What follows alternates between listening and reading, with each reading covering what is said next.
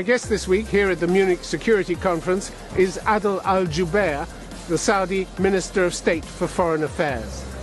Why are there still so many unanswered questions about the murder, and why the massive crackdown on human rights activists inside Saudi Arabia? Adel al-Jubeir, welcome to Conflict Zone. Nice to be here. It's around 16 months since agents of your state murdered Jamal Khashoggi in cold blood in your consulate in Istanbul. What's striking in retrospect is that 3 days later your Crown Prince Mohammed bin Salman told the Turkish authorities to search the consulate and added, "We have nothing to hide." Remarkable statement, because in fact the last 16 months have been full of aspects of this case that you have hidden right from the start and gone on hiding. Isn't that the truth? I don't believe so. We have said that this was a rogue operation, that it was not authorized. We have investigated the people who were part of this operation. Charges were leveled against 11 of them. 5 of them were facing the death penalty. The trial began in January. The trial was attended by representatives of the permanent 5 countries on the Security Council, plus Turkey. Plus I'd like to talk about the trial, but straight away after the event, let's just take that expansive offer from the Crown Prince to search your consulate. It was another 10 days before Turkish investigators were actually allowed into the building. Why so long if you had nothing to hide? I'm not a technical person, but I understand that there are situations where countries have to agree on the mechanics and the modalities of how you want people to enter sovereign territory. You have to agree on the equipment, you have to agree on the scope, and you have to agree. No country will allow another country full access to a diplomatic facility. That just doesn't happen. The UN Special Rapporteur, Agnes Kalamar, didn't see it that way. She found credible evidence pointing to the crime scenes having been thoroughly, even forensically cleaned. These indicate, she said, that the Saudi investigation was not carried out in good faith and that it may amount to obstruction of justice. With all due respect, Agnes Kalamar did not have a mandate for this. She relied on sources from the newspapers and on leaks to the media. She didn't have any experts in forensics and other issues. But it's a safe assumption, isn't it? You clean up a crime scene immediately, you're hiding something. It's not a safe assumption.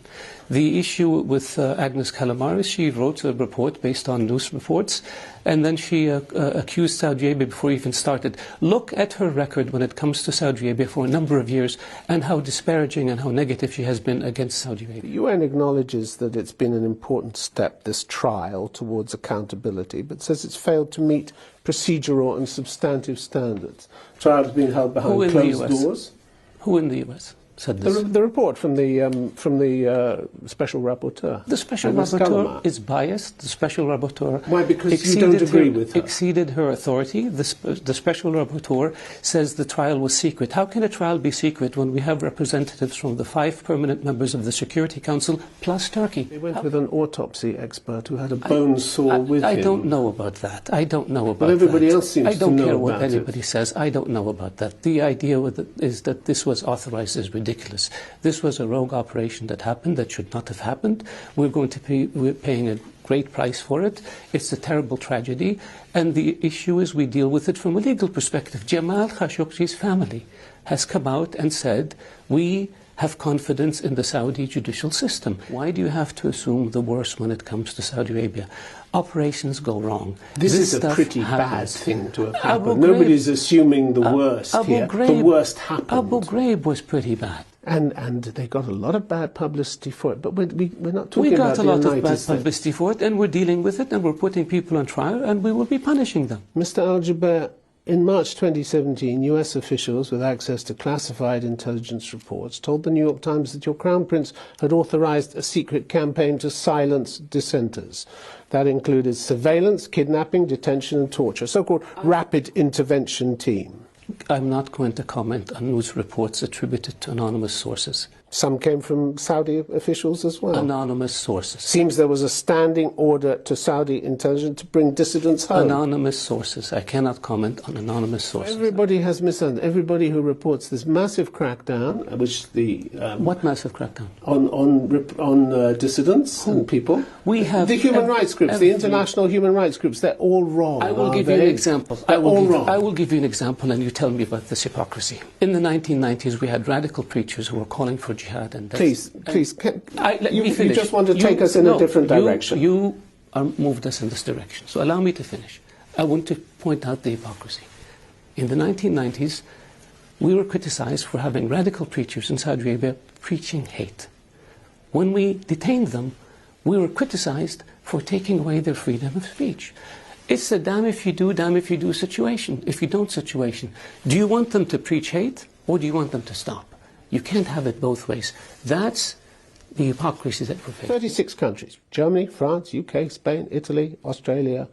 Have they also misjudged the situation in your country? Yes. You seem to be badly misunderstood by some of the biggest experts in the world. Yes. Yeah, really? Yes. How did that happen? How could they know so little? They need to be more educated. We have been fighting terrorism and That's extremism. scarcely credible, is it? I mean, you can sit here and say that, but that's insulting to their intelligence, isn't it? We have laws, and there's a line between freedom of expression and incitement and murder. And we have laws in our country, and we have a court system, and people have to obey the laws, and the courts in Saudi Arabia are the ones who adjudicate these cases, and nobody else, with due respect to all the NGOs and all the human rights organizations. Virtually every human rights activist is sitting in jail. That's not true. We were charged with detaining women for asking for the right to drive. That's not true. They were involved with foreign governments trying to recruit people in sensitive positions in order to obtain sensitive documents to be used by our enemies. That's called espionage. And the prosecution, when the trials are over, will present the evidence. Last month, Mr. Al-Jubir, you addressed the European Parliament in Brussels. You tell the Parliament, stop criticising our causes. We are a sovereign nation that refuses to be patronised. Yes. You're a member of the United Nations. You're there for scrutiny.